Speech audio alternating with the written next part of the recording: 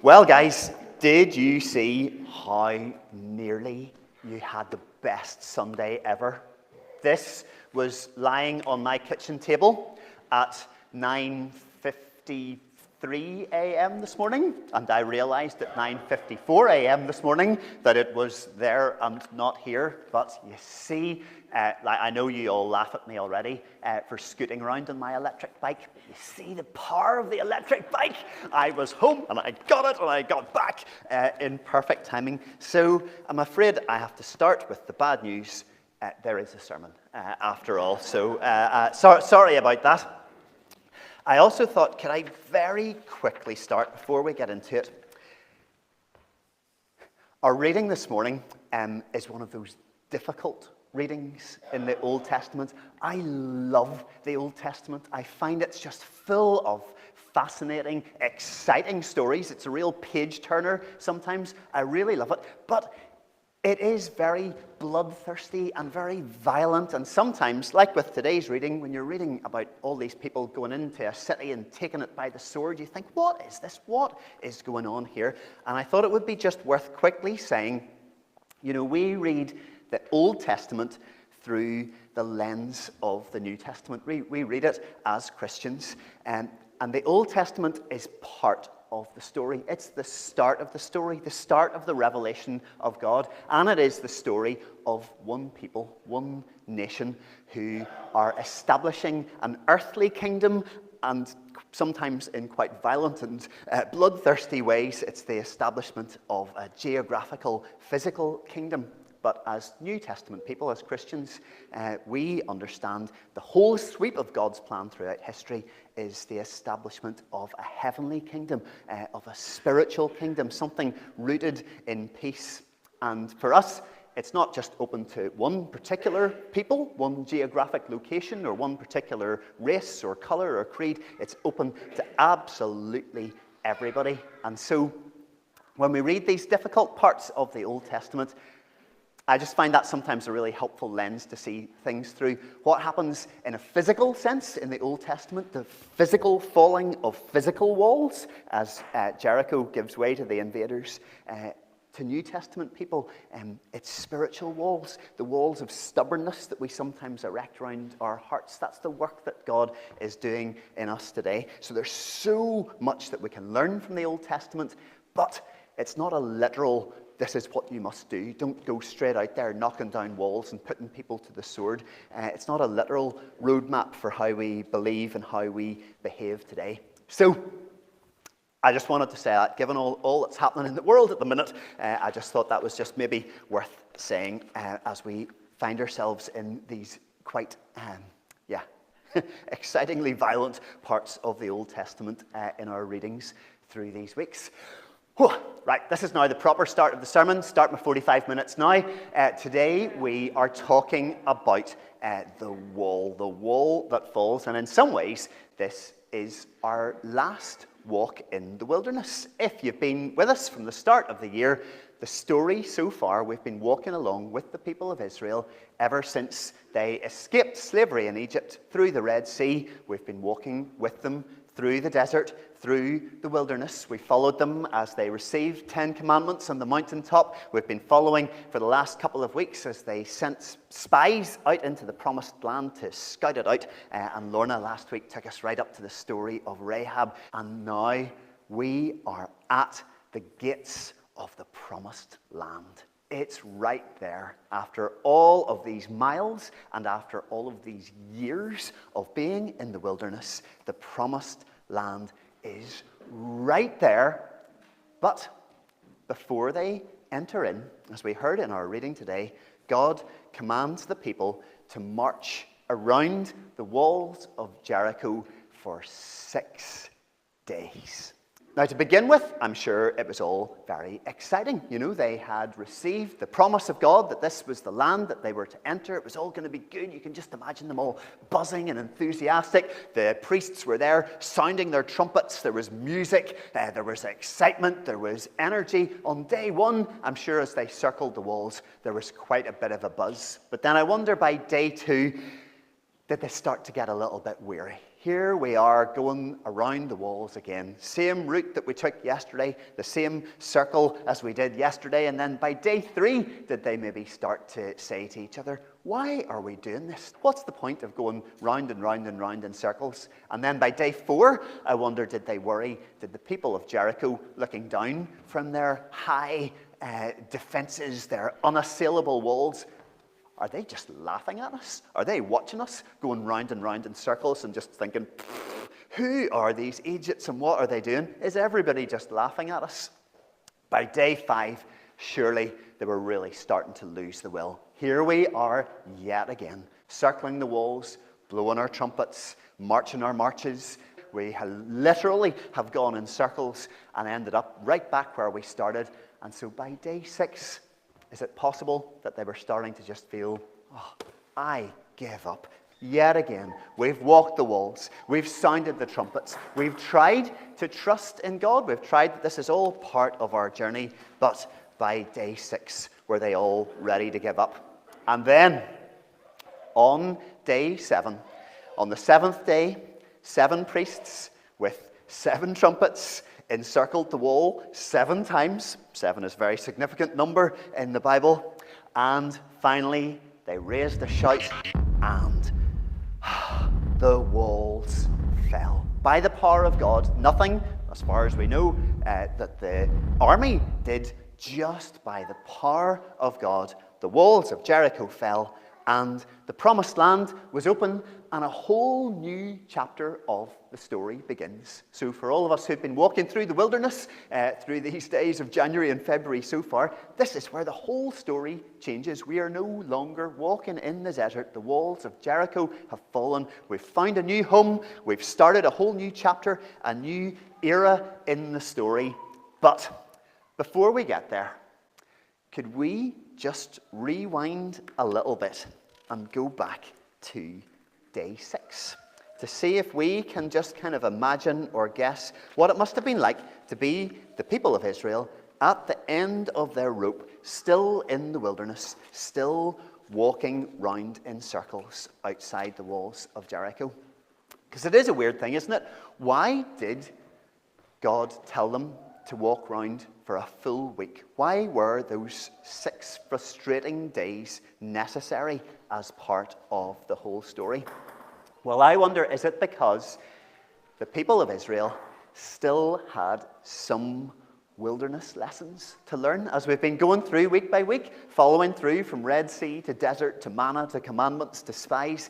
We've been looking about how each of these stories teach us wilderness lessons, and we've been trying to find our connections as well. In our days of wilderness wandering without a home, we've been trying to take these wilderness lessons to heart for ourselves as well. That we have all of these 4 directions, and we try not to get stuck looking back at the flesh pots, not get stuck in the past. We try not to get stuck worrying about an unknown future. We try not to get stuck looking up at the giants, magnifying the size of the problem. And we try not to get stuck looking down at myself, feeling like a grasshopper, minimizing my own strength. The wilderness lessons for the people of Israel walking through the desert, and for us walking through our days of wilderness, have all been about trust. Trust in God.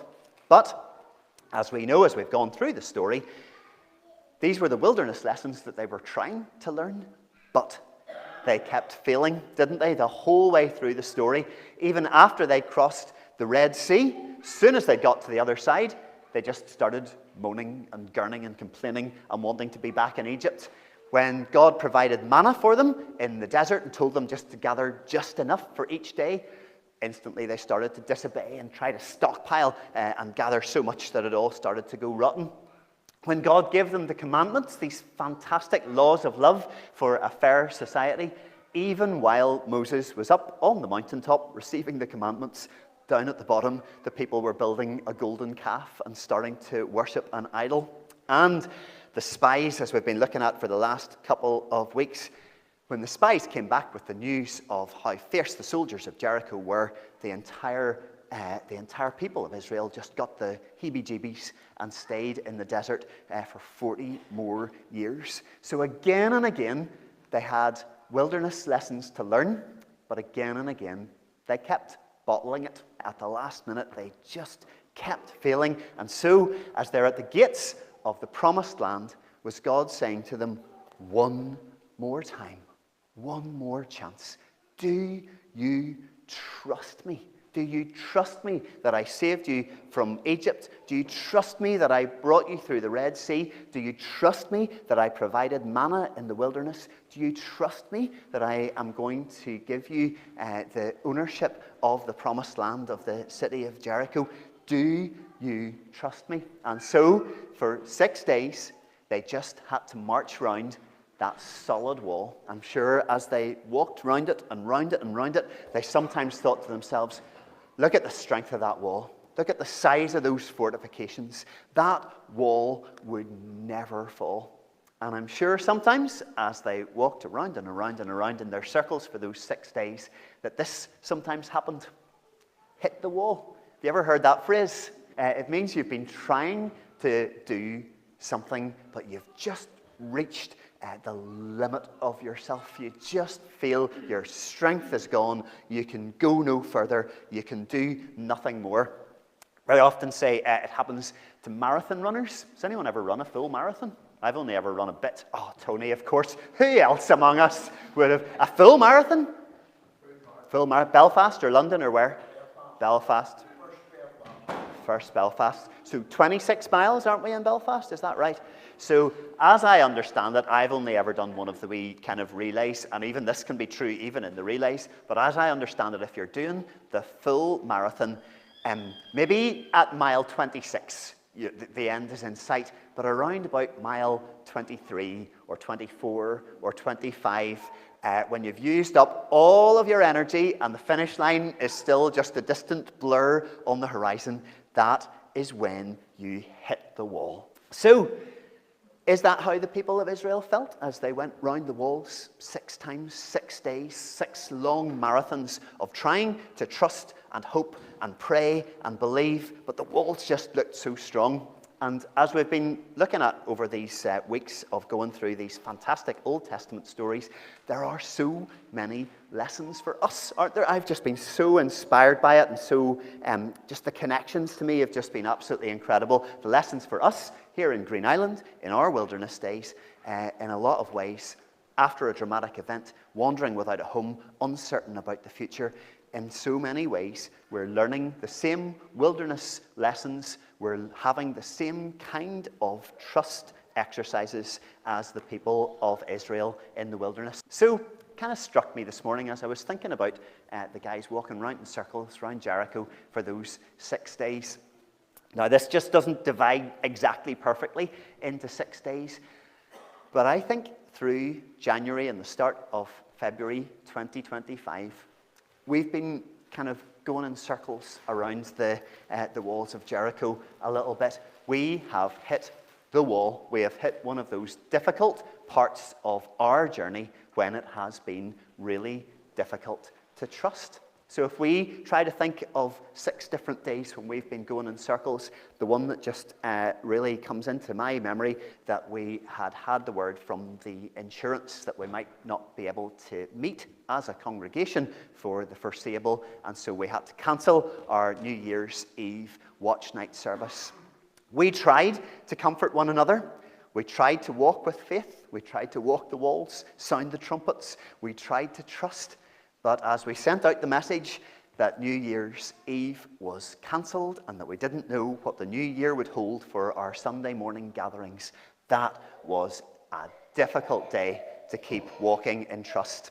And then in early January, 2nd of January to be precise, we got word from the insurance that they'd given us a week's extension. You can meet for 1 more week, just enough. We're all right for next Sunday. And so as we walked the walls and sounded our trumpets and tried to trust, we thought, well, we've just got just enough for now. And so we kept trying to walk, and we kept trying to trust, and we kept trying to sound the trumpet. And then on the 14th of January, we got word that we were okay to meet for 2 more weeks. And we just a little bit longer, just enough again, a little bit more. And we kept trying to walk and pray and trust. And then by day 4 and by the second half of January, rumours started flying around Green Island that Church of Ireland's never going to meet again. Have you heard all of the stories that we were getting? Have I heard right that the Church of Ireland is no more? You know, people would ask you in the shops and at the chippy and anywhere you were chatting, you say, what's this I hear that the Church of Ireland is illegal now?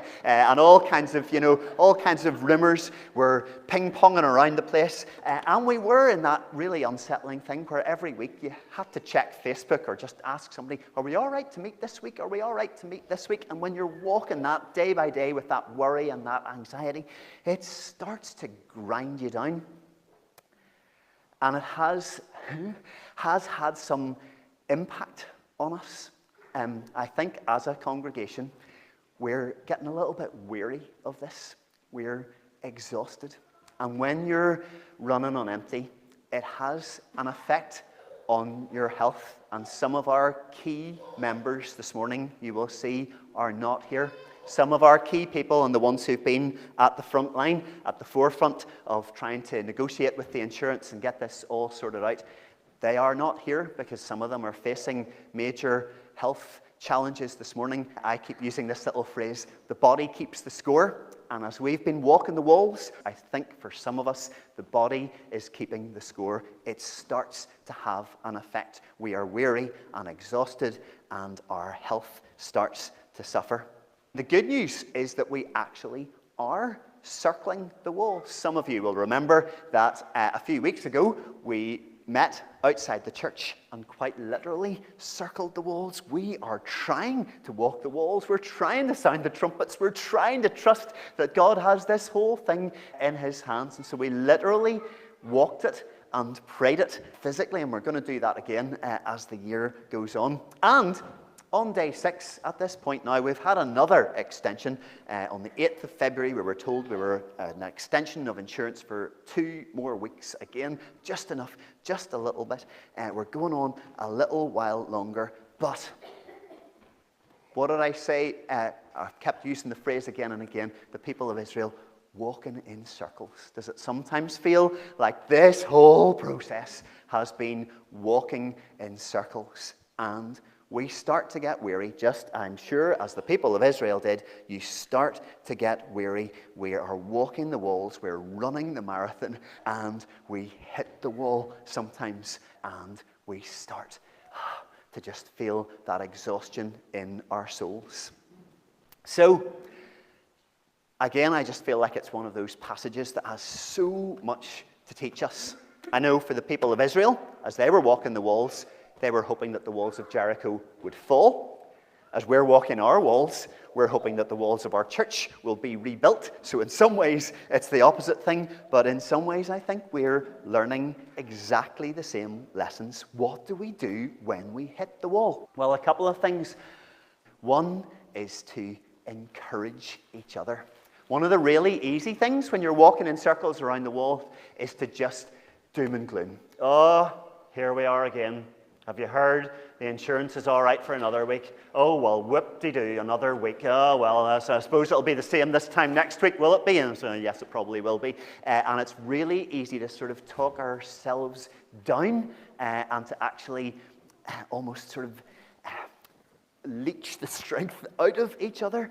Can we, as a congregation, people of Green Island, can we keep encouraging each other, being patient with each other? Because it's just human nature, isn't it? It's just human reality. When we are exhausted and discouraged and at the end of our energy, we start to get a bit tetchy. We're not at our best. And we've all probably had times over these last few weeks or months where we've felt a bit snappy or a bit impatient or a bit short with each other. So let's keep committing to being patient with each other. We are all going through this difficult walk, this difficult season. Let's keep being patient with each other.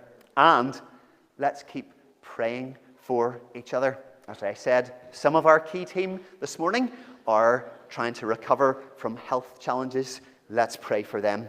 Let's pray for one another. Let's pray, as I'm sure the people of Israel did, let's pray that we keep refocusing our eyes on God, trusting in God, not letting our faith slip.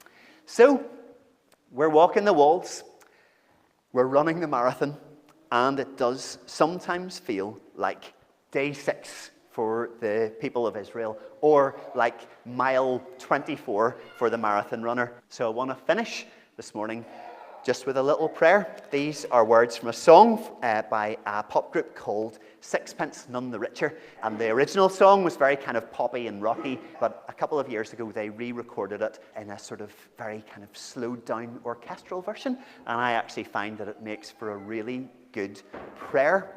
It's the words from Proverbs chapter 3, trust in the Lord with all your heart, lean not on your own understanding. And so if you this morning are feeling like the marathon runner on mile 24 or like the Israelite on lap number 6, let's just keep praying that we will trust in the Lord with all our hearts.